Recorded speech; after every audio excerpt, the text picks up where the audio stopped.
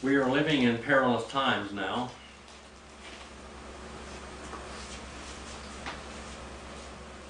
We don't know what's going to happen day after day. We've had a presidential election that has gone awry. Corruption is just absolutely, and this is not hearsay, this is for real. We've had corruption that, in the mass amount of corruption that I don't know whether America has seen in the last 50 years. We have a man running for president for the Democrats that's an absolute criminal. Him and his son both.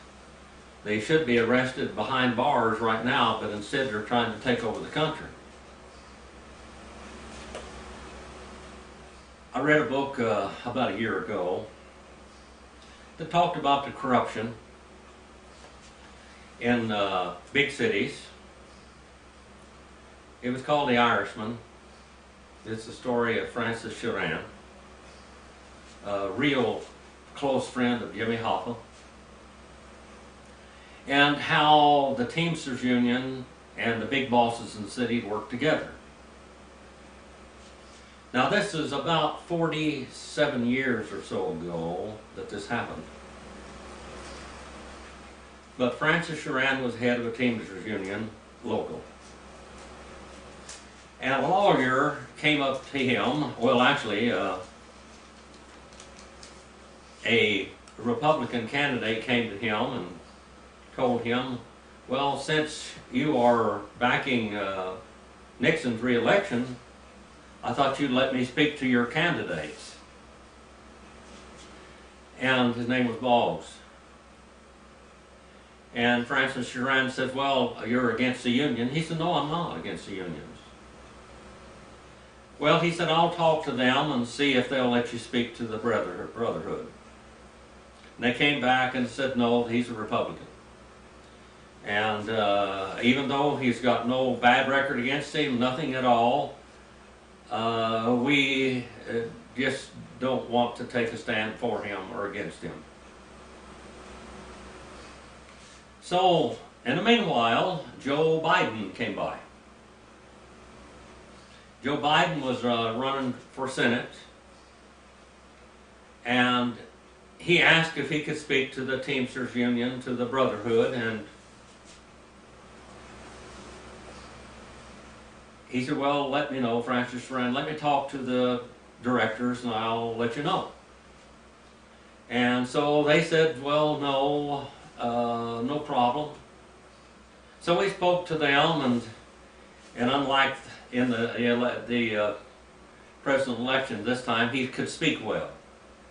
He's a lot younger, 47 years ago. And he spoke to them and he promised them that they would always have somebody there in the Senate that would hear their cases and be for them always. And Francis Sheeran said he actually did that. But just a week or so before the election, Boggs had uncovered a lot of criminal activity that Biden had done. And some false things that they've done, and the newspaper, he was going to put a flylet in the middle of the newspaper exposing Biden for what he was. And then shortly afterwards, this happened, one of Biden's lawyers came to Francis Sheeran. And he said,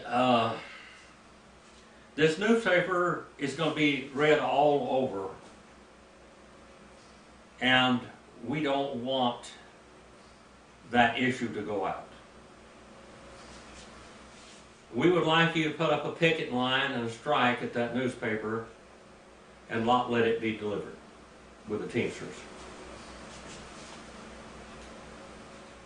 So he said, okay, we'll do that. We'll honor your strike, and they did that, and the newspaper didn't go out. And Francis Sheeran said later on, we had a brand new senator. And he actually did what he was promised to do for us. He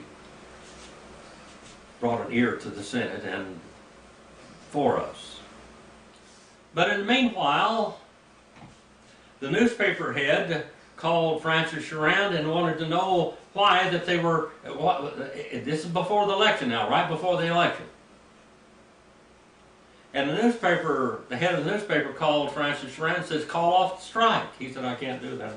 I'm going to honor the strike. He said, well, I want to ask you one thing. Did you have anything to do with the railroad car full of supplies for the newspaper being blown up? And he said, no, I didn't even know anything about it. So the supplies to the newspaper that was going to print the articles about Joe Biden, the material was blown up. There was a strike, so the newspaper article didn't go out. And here we have the same problem we have today. The man has not changed in 47 years. Now, there's unrest all over the country. There was a press conference with Rudy Giuliani. And he specified everything where the, what we call the nonsense press, ABC, NBC, CNN, and all of that, had covered up what was really going on. And he read some sworn affidavits that were sworn under penalty of perjury, and he also said this, he said, Mr. Biden never did this, nor his son. And he told how that the votes were manipulated, how the voting machines were manipulated, how votes, this is sworn testimony of people seeing one vote sent in several times and voted several times, and all of a sudden the voting machines are all shut down. And when they open back up, Biden's got all these votes. Something happened that was wrong. Now, in the democratic socialist state of Israel, they had 3 elections for their prime minister. I don't see anything wrong. We could have just an absolute bona fide re-election, or to do the president-only election all over again. I mean, we're spending millions of dollars trying to get to the bottom of this corruption. Why don't we just start over again and do what Israel did and have the prime minister election or the presidential election again, this time watching what's going on. So everybody on both sides will be satisfied. NBC, CBS, CNN, the liberal news are all trying to push Trump into conceding. Well, if he actually lost, he should concede, but he didn't. What we got here is massive voter fraud committed by the same man that possibly blew up the railroad car full of stuff and called a strike on the newspaper that would expose him for what he was when he was elected senator for the first time.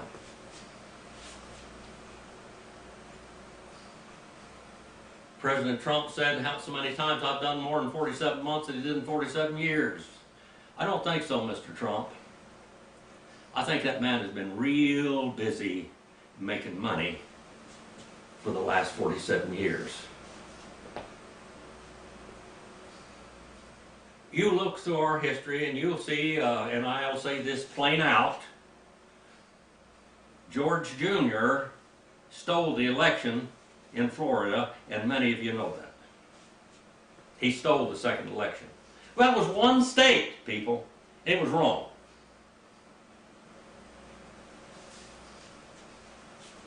But this man has stolen states, several states, massive voter fraud. because he was way, way behind. He lost the election. So they fixed the election. Over the years, we've had fixed boxing matches, and that's a big, we have had, you know, the Dirty Sox, the baseball game that through the World Series, the White Sox became the Dirty Sox. Now we have Dirty Biden. We've got this kind of a problem in the world today. I encourage you, as citizens of the United States, to do whatever you can on your part to support your president. Demand an open and an honest election. Demand it. Our country is on the verge of a slippery slide. We've got, like the old ad man said, I got one foot in grave and the other one on a banana peel. We're there, people. As we study systematic theology, the end times, and all the things that are happening in the end times, maybe we're ushering in these things right now. I don't know. Is God turning his back on America because of all the things happening? Well, we've had 4 years of recovery.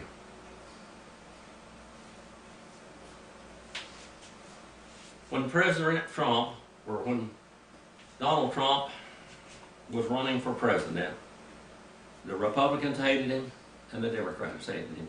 The Republicans only put up with him because we the people. And he's done so much for our country since then. We had this, what we call the Chinese plague. The coronavirus hit our country, shut it down. Biden was on the other side saying, oh no, no, no, don't shut it down, too premature, because he had deals going with Russia and China with his boy. And then all of a sudden he turns around, and then ABC, CBS, and NBC, and CNN, all back him up when he says, oh, he didn't do enough. We'd have had millions of more deaths with Biden in there if he had been that same person, because he wouldn't have cut the ties, he wouldn't have shut down the commerce between China and America. And China is one of our greatest enemies. And by the way, all of our enemies are cheering for Biden. The enemies are cheering for Biden? What does that tell you? That he's our enemy too. We've got a fifth column in the White House with them behind it. I don't know everything we ought to do, but I think we ought to back the president. I think we ought to support him monetarily and everything we can do to try to straighten this election out. And we ought to demand from our senators and our representatives to hear us, to really count the votes. What happened in Georgia was just a recount of the votes that they couldn't check. They couldn't check if the signatures were there or not. They take them out of the vote, they throw away the signatures, and they put the ballot in there. It doesn't matter whether signatures match then or not. Sworn statements of people turned away from voting books saying that they already voted when they didn't, because they were Republican Trump voters. Sworn statements from poll workers that told them not to inspect the ballots. Just put them in there.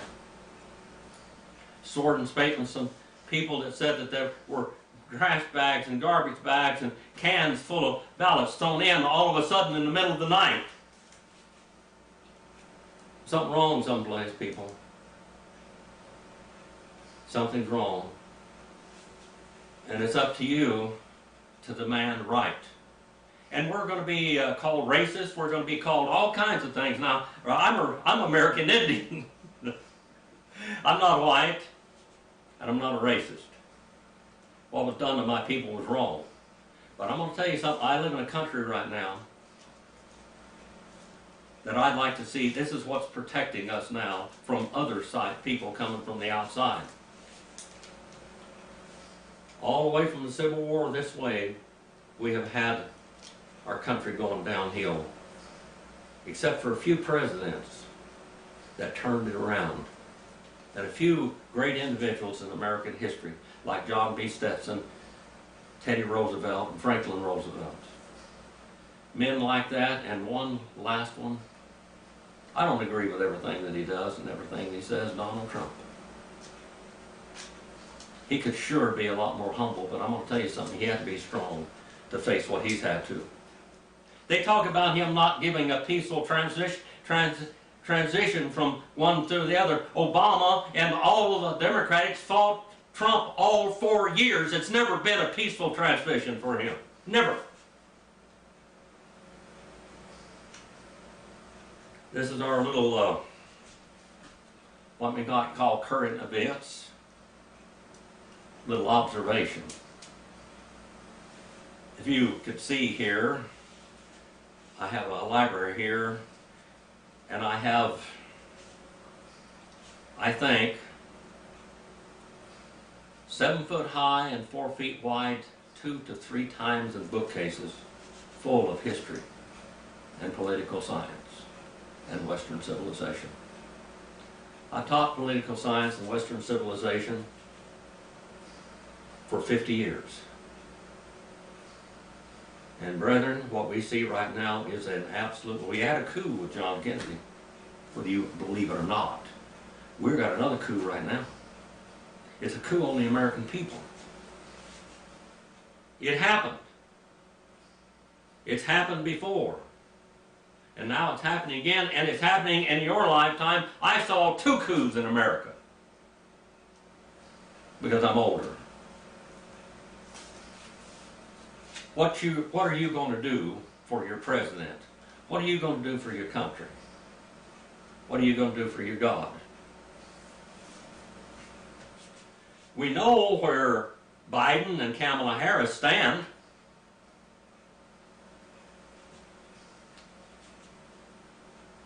I've seen articles on Kamala Harris where she works with Planned Parenthood, and they were marketing baby parts and embryos. That's murder. That's what they do in China. Of course, China is communist, you know. But Kamala Harris is a communist. That's what communism does to their enemies. And whose enemy is a little child? Aborted.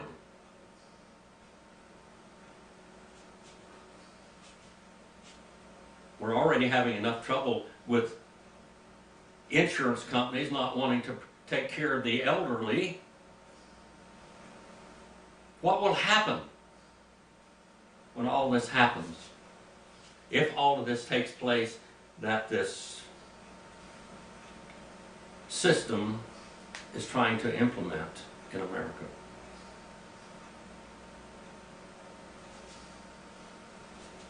I look at nations all over the world, and I see socialism and I see communism. Socialism and communism is 2 different people. You know, I've taught in the past that every nation in Europe, some of the people in every nation in Europe volunteered for Hitler's army because Hitler was a capitalist. Russia was communist. The Jews got along real good with the Russians because they are socialist and communist. You look at Israel, May the 14th, 1948.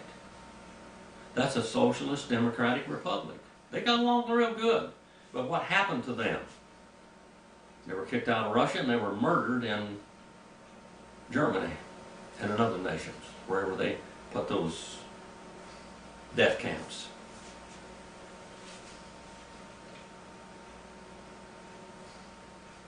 Think of what we are facing. We're facing enemies.